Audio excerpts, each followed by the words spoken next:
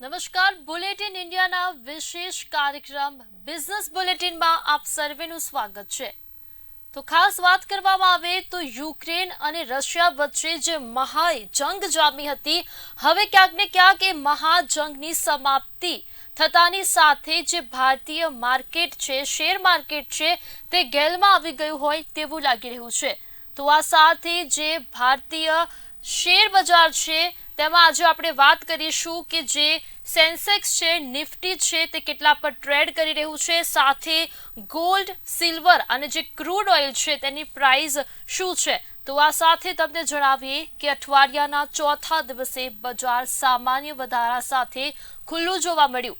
તો ઓટો અને બેંકના શેરોમાં પણ તેજી જોવા મળી છે। તો Asian paint, axis bank, Mahindra and Mahindra, NTPC, ICICI બેંકના જે શેર છે તેમાં તેજી જોવા મળી છે।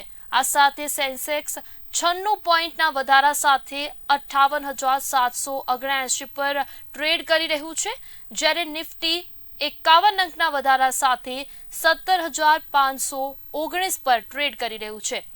આ સાથે જો આગળ વાત કરીએ, જો ગોલ્ડની પ્રાઇસની વાત કરીએ તો ગોલ્ડની પ્રાઇસ 51,149 પર પહોંચી છે। જે સિલ્વર છે તે 66,867 પર પહોંચ્યું છે અને જે ક્રૂડ ઓઇલ છે તે 7,771 પર પહોંચ્યું છે। એટલે કે કહી શકાય કે અત્યારે જે દિન પ્રતિદિન જે ભાવો છે, જે સેન્સેક્સ છે, જે નિફ્ટી છે, એમાં ક્યાંક ને ક્યાંક વધારો થતો હોય તેવું લાગી રહ્યું છે। તો આ સાથે અત્યારે આપણે જાણ્યું કે જે silver, gold, crude oil, Sensex અને નિફ્ટી કેટલા પર ટ્રેડ કરી રહ્યું છે, સાથે સિલ્વર, ગોલ્ડ અને જે ક્રૂડ ઓઇલ છે તેની પ્રાઇસ શું છે। તો આ વિશે વધુ ચર્ચાઓ કરવા માટે અમારી સાથે સ્ટુડિયોમાં ઉપસ્થિત છે રવિ દિયોરા, જે અમારી સાથે ઉપસ્થિત છે કે જેઓ છે ટેકનિકલ એક્સપર્ટ છે। રવિ દિયોરાજી, આપનું સ્ટુડિયોમાં સ્વાગત છે।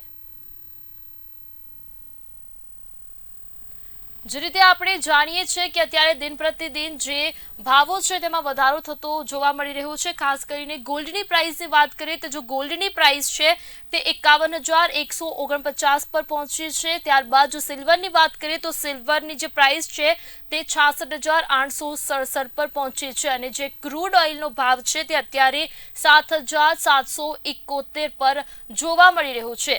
અને ખાસ એ પણ કહી શકાય કે અત્યારે જે સેન્સેક્સ છે તે 96 પોઈન્ટના ઉછાળા સાથે અત્યારે 58,779 છે તેના પર ટ્રેડ કરી રહ્યું છે અને આ સાથે જ નિફ્ટી જે છે તે 51 અંકના ઉછાળા સાથે અત્યારે 17,519 પર ટ્રેડ કરી રહ્યું છે। અને ખાસ કરીને જે ટોપ ગેનર્સ છે અને ટોપ લૂઝર્સ છે એની વાત કરવામાં આવે તો જો ટોપ ગેનરની વાત કરવામાં આવે તો ટાટા છે, ત્યારબાદ પેજ ઇન્ડસ્ટ્રી છે, ત્યારબાદ જિંદાલ સ્ટ્રીટ છે અને એના બાદ એયુ સ્મોલ ફાઇનાન્સ જે છે તે ટોપ ગેનરમાં અત્યારે જોવા મળી રહ્યું છે। અને ત્યારબાદ ટોપ લૂઝરની જો વાત કરીએ તો ટોપ લૂઝરમાં હિન્દાલ્કો છે, ત્યારબાદ એબીબી ઇન્ડિયા છે, એપોલો હોસ્પિટલ અને જે ફર્સ્ટ સોલ છે તે અત્યારે ટોપ લૂઝરમાં જોવા મળી રહ્યા છે।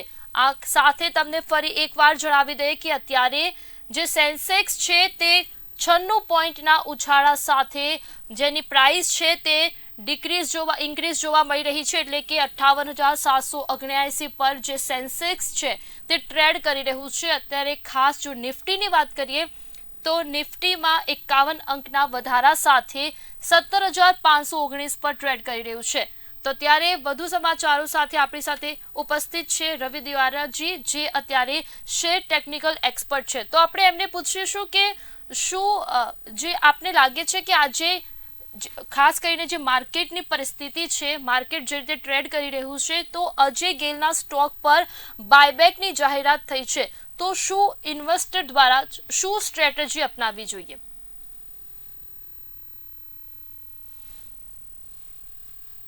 દાયરામાં છે કારણ કે આજે ફાઇનાન્શિયલ યર નું છેલ્લું ટ્રેડિંગ સેશન છે અને આવતીકાલે બેંક હોલિડે અને સેટલમેન્ટ ક્લિયરિંગ હોલિડે ના હિસાબે માર્કેટ અત્યારે એક રેન્જમાં વેપાર કરી રહ્યું છે। તો આ એક મોટી અસર છે। ગેલ ઇન્ડિયાએ આજે એક બાયબેક 190 ના ભાવે અનાઉન્સ કર્યું મીન્સ કે અહીંયા જે કરંટ માર્કેટ પ્રાઇસ છે એના કરતા 50 રૂપિયા ઉપર બાયબેક ના ભાવ છે. હાલાકી આ ગવર્મેન્ટ પીએસયુ છે એના હિસાબે પીએસયુ કંપનીમાં જે બાયબેક નો રેશિયો આવતો હોય છે એ ઘણો સીમિત આવતો હોય છે. હાલાકી રિટેલને એક રિઝર્વેશન નો લાભ મળતો હોય છે, કારણ કે રિટેલ કેટેગરીને રિઝર્વેશન બધી બાયબેકમાં હોય છે, તો એના રેશિયો પ્રમાણે ટ્રેડિંગ લોકો કરતા હોય છે, કારણ કે ગેઇન ઘણો મોટો છે, ઘણો મોટો ડિફરન્સ છે. અને 130-40 ના પ્રાઇસમાં આટલો મોટો મીન્સ કે 190 નો ભાવ એ ઘણો સારી બાબત કહેવાય. તો ઇન કેસ જો બાયબેકમાં 25% જાય તો પણ તમારી જે કોસ્ટ ઓફ એક્વિઝિશન છે એ ઘણી ઓછી થાય. તો મારા હિસાબે આ બાયબેક સારું છે, પરંતુ એક્યુમ્યુલેશન નો એક સ્ટેપ રાખવું જોઈએ. જે પણ કારણ કે બાયબેકની પ્રોસેસ 3 મહિનાની હોય છે, તો આઈ થિંક અત્યારે તમે 50% જેવું ખરીદી કરી શકો છો બાયબેક માટે. 190 ના ભાવ પ્રમાણે ગણીએ તો તમારે 1052-55 શેર છે એ લેવા પડે, અને આને તો તમે રિટેલના રિઝર્વેશન કેટેગરીમાં આવો તો આઈ થિંક કે એટલા સીમિત જો શેર લેવા હોય તો આઈ થિંક ત્યાં અત્યારે 500 જેવા 500 જેવા શેર લેવા જોઈએ. અને જો થોડા ઘટાડા 120 આસપાસ ફરીથી ગેલ મળે છે તો ત્યાં ફરીથી નવી ખરીદી જે 500 શેર છે એની કરવી જોઈએ. બાયબેકમાં જો 20-25% પણ જશે તો પણ તમારી જે કોસ્ટ ઓફ એક્વિઝિશન છે એમાં ઘણો મોટો ઘટાડો આવશે. તો મારા હિસાબે ડેફિનેટલી આ બાયબેકમાં પાર્ટ લેવો જોઈએ.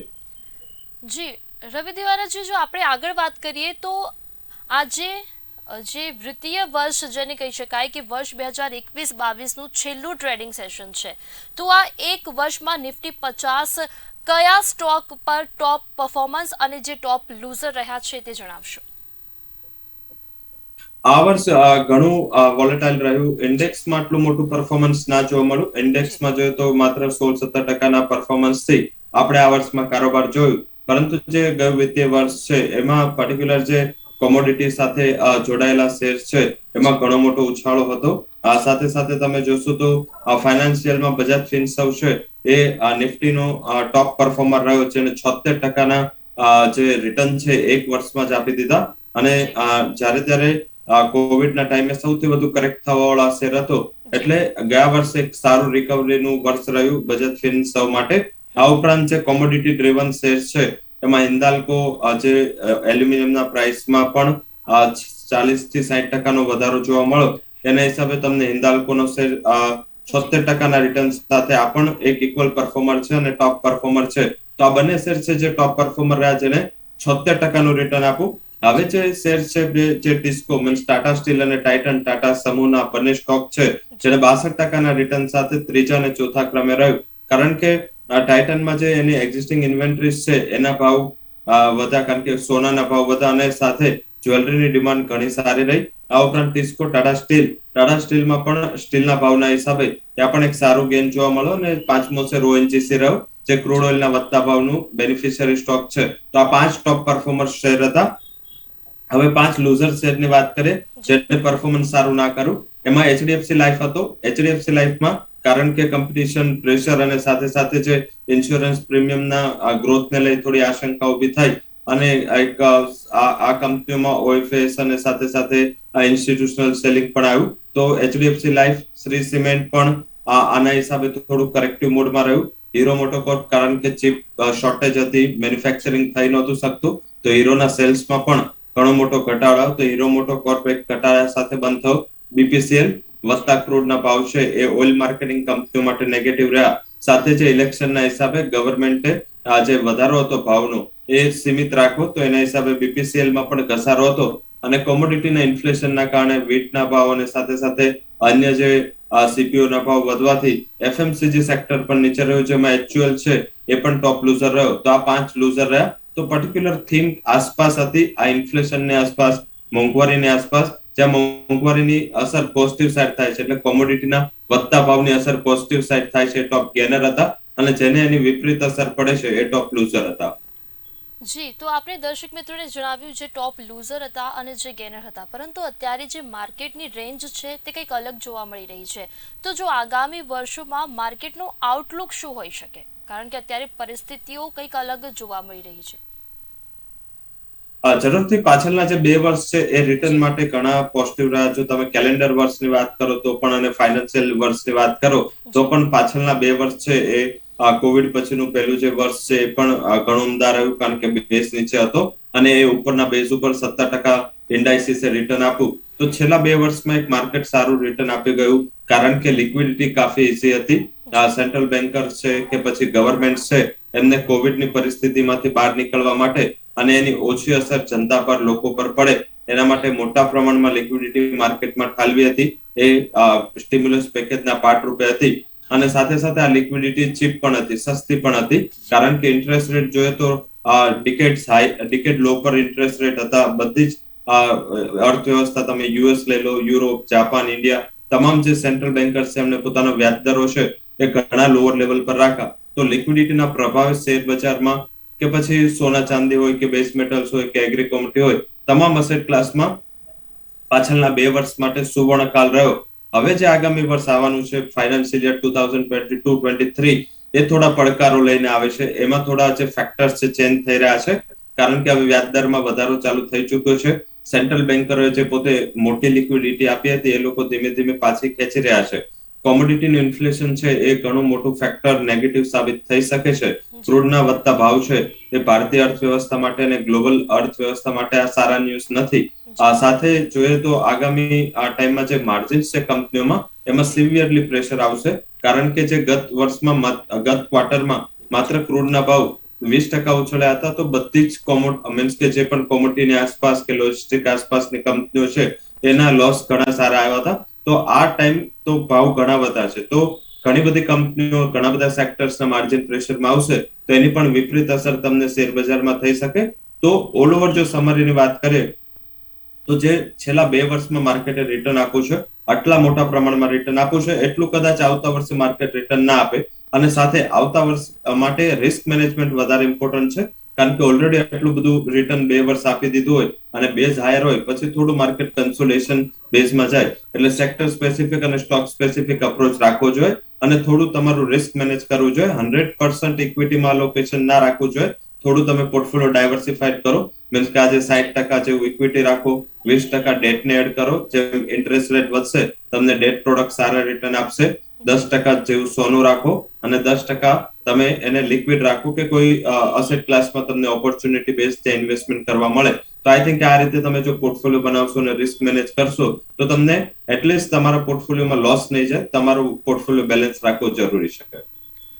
જી, તો રવિ દેવરાજી, અત્યારે ખાસ કરીને રોકાણકારોમાં ચિંતા વ્યાપી રહી છે, કારણ કે જે રીતે રશિયા અને યુક્રેન વચ્ચે જે જંગ જામ્યો હતો એની અસર ક્યાંક ને ક્યાંક શેર બજારમાં જોવા મળી છે. અને હવે જે મહાજંગ જે ખેલાઈ હતી હવે સમાપ્તિના આરે છે, એટલે હવે જે રોકાણકારો છે તેમને હાશકારો અનુભવ્યો છે. અને ખાસ કરીને દર્શક મિત્રોને જણાવશો કે ગત ફાઇનાન્શિયલ યરમાં જે નિફ્ટી અને સેન્સેક્સ કેવું રહ્યું અને આગામી ધોરણમાં આપણે શું સ્ટ્રેટેજી અપનાવી શકીએ? જરૂરથી જે પણ અત્યારે આપણે વાત કરી રહ્યા હતા, તો સેકન્ડ જે ક્વેશ્ચન છે એને હું પહેલા ડિસ્કસ કરીશ, કારણ કે ગત વર્ષ જે છે એમાં નિફ્ટી અને સેન્સેક્સ બંનેમાં 17% આસપાસના રિટર્ન આપ્યા. હાલાકી સેક્ટર વાઇઝ ઘણા એવા ચેન્જીસ હતા, સેક્ટર વાઇઝ તો ઘણા એવા સેક્ટર હતા જેને 60% થી પણ વધારે રિટર્ન આપ્યું. પોઝિટિવ વસ્તુ એ છે કે એક પણ સેક્ટર નેગેટિવમાં ના રહ્યું, બધા જ રિટર્ને ઓછો વધતા પ્રમાણમાં રિટર્ન આપ્યું. એટલે કે માર્કેટ એક બ્રોડ બેઝ તેજી સાથે આગળ વધ્યું. અને ઓલવેઝ જ્યારે સેક્ટર સ્પેસિફિક તેજી હોય, જે આગામી ફાઇનાન્શિયલ યરમાં હું એક્સપેક્ટ કરી રહ્યો છું કે આગામી ફાઇનાન્શિયલ યરમાં બ્રોડ બેઝ તેજી ને સેક્ટર બેઝ તેજી હશે, તો એની અસર ઓલવેઝ પોર્ટફોલિયો પર વિપરીત હોય. કારણ કે અત્યારે આપણું જે ઇન્ડિયન કલ્ચર નેચર છે એ પ્રમાણે આપણે હાઈ બીટા સેક્ટર્સને વધારે પ્રાધાન્ય આપતા હોય છે પોર્ટફોલિયોમાં. અને હાઈ બીટા સેક્ટર જ્યારે માર્કેટ વોલેટાઇલ થાય તો ત્યાં વીકનેસ પહેલા શરૂઆત થતી હોય છે. તો આના હિસાબે મને એવું લાગી રહ્યું છે કે આગામી વર્ષમાં આ રીતે રિસ્ક મેનેજમેન્ટ કરીને ચાલુ જોઈએ. સેકન્ડ જે તમે વાત કરી રશિયા અને યુક્રેનના વોરની લઈ, એમાં મને એવું લાગી રહ્યું છે કે અત્યારે જે પરિસ્થિતિ બની રહી છે થોડો આસ્કારો છે, કારણ કે ઝેલેન્સ્કી જે યુક્રેનના પ્રાઇમ મિનિસ્ટર છે સાથે એની સાથે પુતિન છે એમની પણ વાર્તાલાપ શેડ્યુલ છે. જો આ થશે તો મારા હિસાબે તમને ફરીથી કદાચ શોર્ટ ટર્મ માટે ઉછાળો જોવા મળે. હાલાકી આને શોર્ટ લાઈફ ગણવું જોઈએ. માર્કેટ ઘણું પોઝિટિવ સાઈડ આને ડિસ્કાઉન્ટ કરી રહ્યું છે. આ જેવું વોર પૂરું થશે, ઇન્ફ્લેશનની ચિંતાઓ, ફેડરલ રિઝર્વના વ્યાજદરના વધારાઓ, ઇકોનોમીનો ગ્રોથ વધી રહ્યો છે, તો જલ્દીથી ફેડરલ રિઝર્વ 50 બેઝિસથી પોતાના વ્યાજદરમાં વધારો કરશે. તો ઘણા એવા ફેક્ટર્સ છે જે આગામી સમયમાં આપણે ધ્યાન રાખવાના છે. પરંતુ આ વોરનું ન્યૂઝ જો સમાપ્ત થશે, જો રશિયા 100% એના ટ્રુપ્સ છે, એના સૈનિકો છે એને બેક કરી લેશે રશિયામાં, તો મારા હિસાબે તમને કોઈ એક રિલીફ હવે માર્કેટમાં એની અસર જોવા મળે. અધરવાઇઝ એવું લાગી રહ્યું છે કે આ એક વોર છે, સ્ટ્રેટેજિકલ ગેમ તરફ જઈ રહ્યું છે.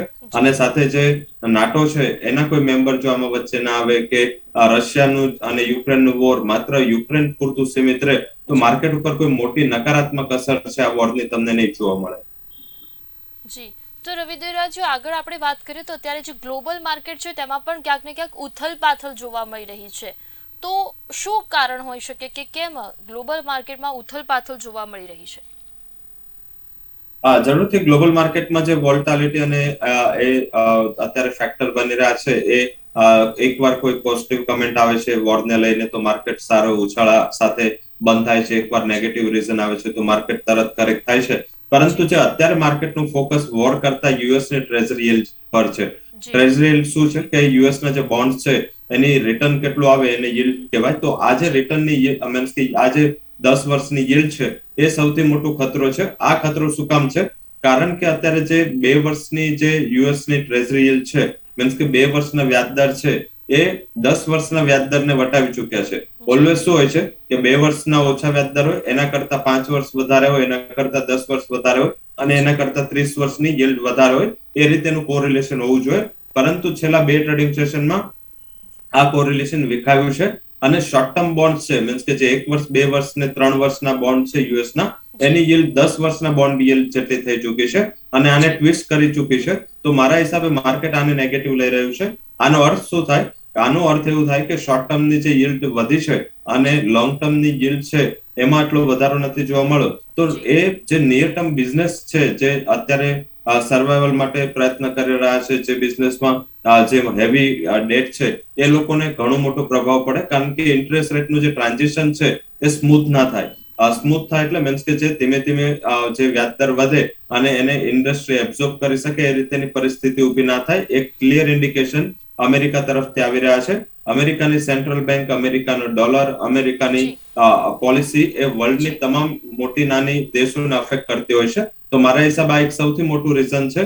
કારણ કે આનો હિસાબે શું થશે કે જે ફેડરલ રિઝર્વ અત્યારે જે ડિસિઝન લઈ રહી છે અમેરિકાની અર્થવ્યવસ્થા માટે એ નકારાત્મક ડિસિઝન લઈ રહી છે એવું આનું ઇન્ડિકેશન ઊભું થાય. તો જો ઇકોનોમીમાં કોઈ પ્રોબ્લેમ યુએસમાં આવે તો એની અસર આખા વર્લ્ડમાં પડે. એને અત્યારે માર્કેટ થોડું નેગેટિવ લઈ રહ્યું છે અને એના હિસાબે થોડી વોરની પોઝિટિવિટી અને આની નેગેટિવિટી માર્કેટને ઉથલપાથલમાં મોકલી રહી છે.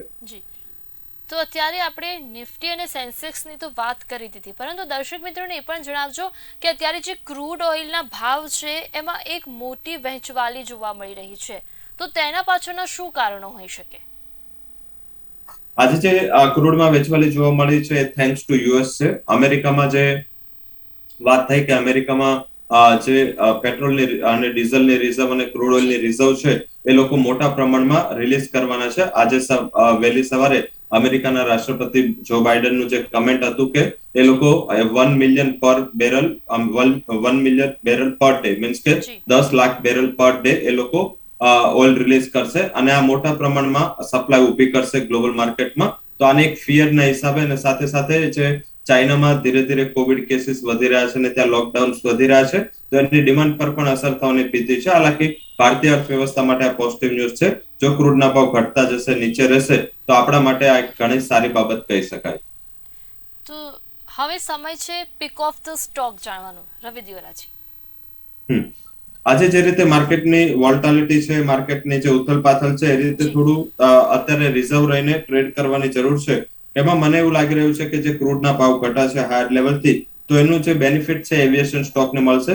ધીમે ધીમે ડોમેસ્ટિક એવિએશન એક્ટિવિટીઝ છે એ ઘણી રિઝર્વ અને સારી થઈ રહી છે અને ત્યાં માર્કેટ શેર પણ ઇન્ડિગોનો ઘણો વધી રહ્યો છે.